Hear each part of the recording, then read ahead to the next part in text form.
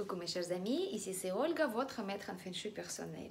Hier on a fait une petite pause pour bien finaliser le jour numéro 9 de notre challenge Feng Shui.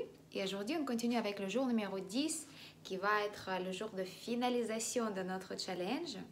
Et je vais m'en servir de ce temps-là pour vous expliquer un petit peu la structure en fait, pour que vous puissiez analyser correctement votre logement, votre maison, votre appartement pour savoir où vous en êtes en fait au niveau d'énergie selon Feng Shui. D'accord? Comme ça, vous allez comprendre l'importance de toutes les informations qui sont données selon Feng Shui classique, selon la méthode en Feng Shui, l'étoile volante, etc., etc.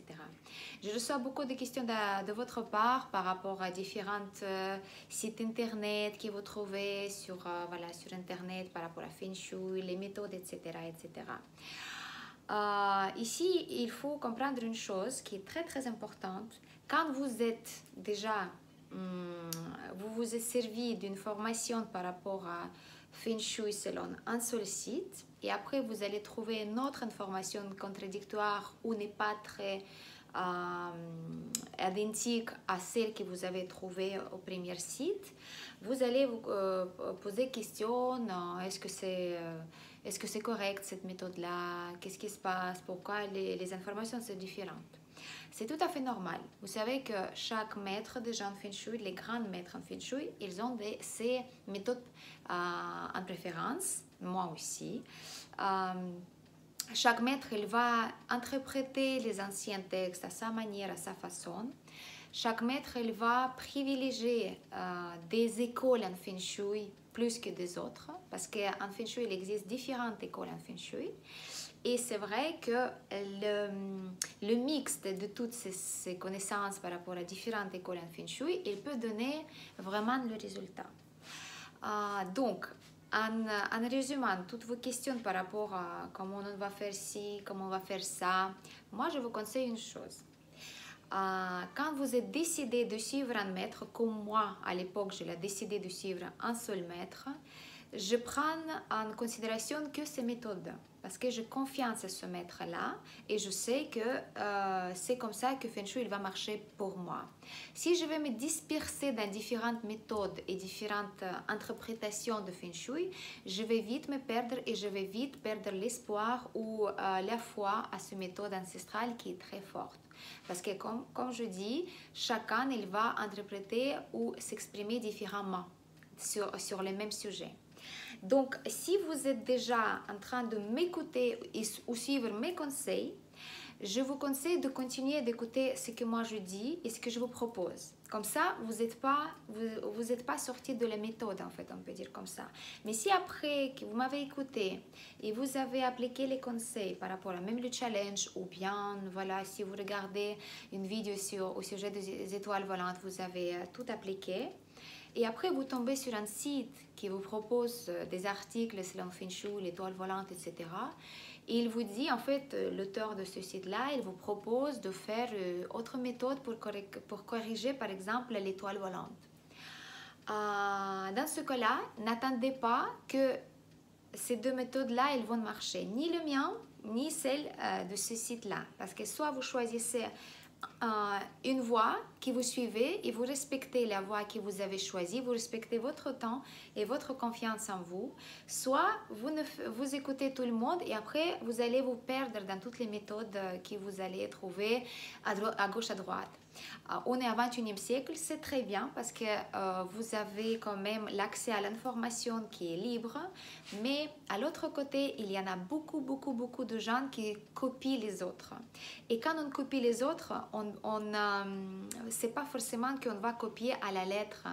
On peut vraiment modifier le texte, on peut modifier vraiment la méthode selon comment on a compris. Donc, il y a beaucoup de sites internet qui ont malheureusement cette pratique-là. Il y a des gens qui juste copient les textes qu'ils ont trouvés dans les différents sites et après ils ont ajouté, ils ont modifié un petit peu, voilà, quelque chose. Donc en gros, si vous suivez quelqu'un, je vous conseille de suivre cette personne à 100% et de ne pas poser les questions comme quoi sur ce site-là, j'ai trouvé l'information différente à votre, ou bien qu'est-ce que vous avez pensé par rapport à ça. C'est tout simplement le respect pour mon temps que je vous offre pour vous, pour partager mes savoirs, mes connaissances, ma passion pour le Feng Shui, pour vous aider d'avoir la possibilité de changer un petit peu votre vie, votre vision, comment l'harmonie dans la maison peut être. Et deuxième chose, c'est aussi le respect pour vous, parce que vous devez comprendre en fait que les méthodes sont différentes, l'interprétation des méthodes sont différentes, donc vous devez choisir vraiment quelqu'un avec qui vous avez choisi d'être, avec qui vous avez plaisir de passer ce bout de temps d'apprentissage, etc. Moi, je vous signale que le challenge, c'est complètement gratuit. Je vous avais fait ça avec le cœur ouvert pour partager vraiment tout ce que je sais, et je fais une petite méthodologie en fait, si vous voulez, pour que vous puissiez comprendre un petit peu de tous les côtés, de tous les aspects, comment les énergies circulent dans votre maison. Donc voilà, ça c'était juste une petite remarque par rapport à beaucoup de questions que je reçois. Mais je vous rappelle que je vais vous faire une vidéo à part avec les questions les plus souvent posées durant ce challenge-là, tous les jours, au sujet de tout ce qu'on a abordé, et je vais vous répondre à toutes ces questions-là sur la vidéo à part, comme ça pour tout le monde, ça va être très utile. Mais aujourd'hui, on va faire le challenge Feng Shui jour numéro 10, et on a aussi les devoirs à faire. Et bien évidemment, comme vous pensez, ceux qui me connaissent bien, l'école en Feng Shui que je préfère le plus, c'est l'école Bajai, c'est l'école de l'étoile volante, d'accord? Et c'est cette méthode-là que j'ai appris plus en profondeur en fait. C'est pour ça que j'en parle tous les mois sur ma chaîne YouTube, parce que c'est une méthode qui est incroyable, parce qu'il est très efficace. Vu que le Feng Shui, il existe sous forme de différentes écoles, mais toutes les écoles, ils vont être composées en fait ensemble et ils vont donner plus de résultats. Mais il y a des écoles qui peuvent marcher tout seules, par exemple l'étoile volante. Donc, en expliquant, en fait, aujourd'hui, le devoir, ça va être contrôler et vérifier nos étoiles volantes annuelles et mensuelles, d'accord? C'est très simple à comprendre pourquoi l'étoile volante c'est si important pour moi et pour les autres maîtres en Feng Shui. Vous savez qu'en Feng Shui, vous avez différentes écoles. Donc, la première école qui est plus connue, c'est l'école de la forme, si vous voulez, l'école de forme, la couleur et l'élément, parce que chaque secteur, il va correspondre à un élément, et chaque élément, il va avoir sa couleur, sa forme, et aussi l'école de forme, ça étudie tout ce qui est les objets physiques à l'intérieur de logement et aussi à l'extérieur de logement. Ici, on va avoir la formule de tortue, de phénix, de dragon et de tigre qui doivent entourer la maison. Là, c'est la base de Feng Shui. Ici, on va avoir le coulement de la rivière. Ici, on va avoir la forme de montagne, etc., etc., etc. Donc ça, c'est très important. Deuxième école, c'est l'école de compas. Donc ça, c'est les directions qui rendra en jeu en fait, et c'est selon la direction qu'on va avoir les influences différentes au niveau de Feng Shui, au niveau des énergies à la maison. Ici, aussi, on a aussi l'école de Bajai, école de l'étoile volante. C'est un Feng Shui qui est efficace parce que c'est un phénomène temporaire qui va rentrer chez nous. Et il va agir au niveau d'énergie et il va nous faire absorber ces énergies-là d'une telle manière que notre vie il va changer, notre réaction à différentes situations elle va changer. Donc c'est pour ça c'est très important de comprendre quelles sont les étoiles volantes temporaires résident chez nous, par exemple pendant 2021 ou pendant un mois si quelqu'un qui veut vraiment en profondeur changer l'influence énergétique sur lui. Et aussi, bien sûr, vous savez qu'il existe école d'étoiles volantes, mais aussi il existe carte natale. Donc, on construit la carte natale de la maison ou de l'appartement. Ici, je ne vais pas vous donner les clés comment le faire parce que là, on fait vraiment soit tout seul, donc c'est votre responsabilité, soit on appelle un maître en Feng Shui et c'est le maître en Feng Shui qui vous aide à comprendre quelles sont les étoiles de montagne, de l'eau qui sont chez vous, dans quel secteur, dans quelle chambre vous pouvez dormir pour avoir la chance, dans quelle chambre vous devez installer peut-être la cuisine pour avoir plus de chances financières, etc., etc.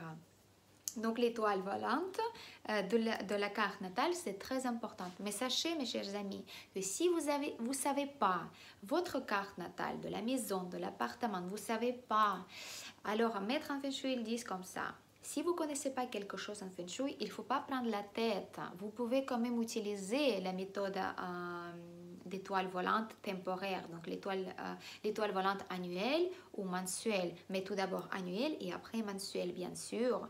Parce qu'en fait, les maîtres, grands maîtres, ils disent, si vous ignorez quelque chose, ça veut dire que cette chose-là, elle n'a pas à 100% pouvoir sur vous. Donc, si vous faites un effort humain, ce qui est 33% de la réussite totale, ça veut dire que vous employez quand même votre force énergétique personnel et vous allez appeler quand même l'énergie de la chance, de la prospérité chez vous.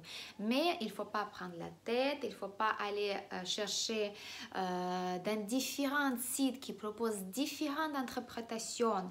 Moi, je sais, c'est pour ça que moi, je n'ai pas encore mon site professionnel, mais un jour que ça va être fait, ça va être vraiment écrit avec vraiment avec la précision à 1 mm, comme dit Liliane Tout. Ça veut dire que différents sites, ils vous proposent de construire la carte natale, pareil, à partir du centre de la maison, à partir de la porte d'entrée, à partir de fenêtres, etc. etc. Donc, pareil, encore une fois, différentes méthodes, différentes interprétations. Mais si vous allez sur le site de construire votre carte natale, faites-le et en ce cas-là, vous demandez à personne d'autre de vous aider.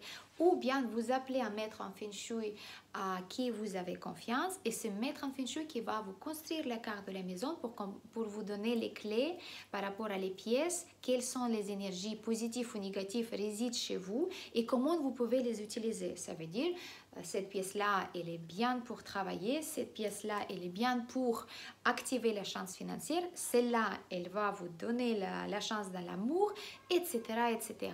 Et les méthodes aussi, comment on peut les activer. Est-ce que c'est l'étoile de l'eau propice? Donc, on va mettre une fontaine, on va mettre une petite étang dans le cours si on a possibilité. Si c'est en face de la porte d'entrée, on va regarder les autres méthodes. Si c'est l'étoile de la montagne qui va ramener la chance dans l'amour, dans la vie familiale, on va construire un mur, etc., etc. Il y a les méthodes, il y a différentes méthodes, il y a ces multiples nombres de méthodes et c'est chaque fois, c'est unique selon votre logement. D'accord? Donc aujourd'hui, le devoir pour vous, c'est à contrôler est-ce que vous avez mis toutes les remèdes, est-ce que vous avez mis tous les activateurs selon l'étoile volante annuelle 2021. L'information vous allez trouver sur ma chaîne YouTube bien sûr avec la vidéo l'étoile volante 2021 ou l'énergie annuelle 2021. Et après, vous allez mettre, donc vous regardez si vous avez tout ce qu'il faut pour activer les bonnes étoiles et tout ce qu'il faut pour arrêter l'influence négative de mauvaises étoiles. Et après, vous pouvez passer à l'étape suivante. Là, on est à la fin d'avril et le début de mai, je vais vous sortir une vidéo pour expliquer les étoiles volantes pour mois de mai, d'accord? Mais je vous dis déjà une petite avant-goût que les étoiles volantes, elles vont être assez intéressantes parce qu'au centre, on va avoir l'étoile de la maladie avec la bénédiction du ciel et au centre, la 2, elle va nous signaler la tendance générale de maladie. Donc peut-être les situations avec la pandémie ou avec quelque chose qui est lié à ce sujet, il va être encore assez présente en fait pendant le mois de mai. En Asie, les maîtres ils pensent qu'il y aura quatrième vague, mais ça on va savoir uniquement en mois de mai. Mais il y en a beaucoup de combinaisons de Ketu et ça c'est une combinaison des étoiles volantes annuelles et mensuelles qui vont nous amener beaucoup de chance, beaucoup de prospérité. Donc pour avoir toutes les informations pour le mois de mai, je vais vous faire une vidéo à part sur ma chaîne YouTube. Mais aujourd'hui, contrôlez si vous avez tout ce qu'il faut pour corriger et harmoniser vos étoiles volantes annuelles et mensuelles pour le mois d'avril. Et vous écrivez vos commentaires. Merci beaucoup. À demain.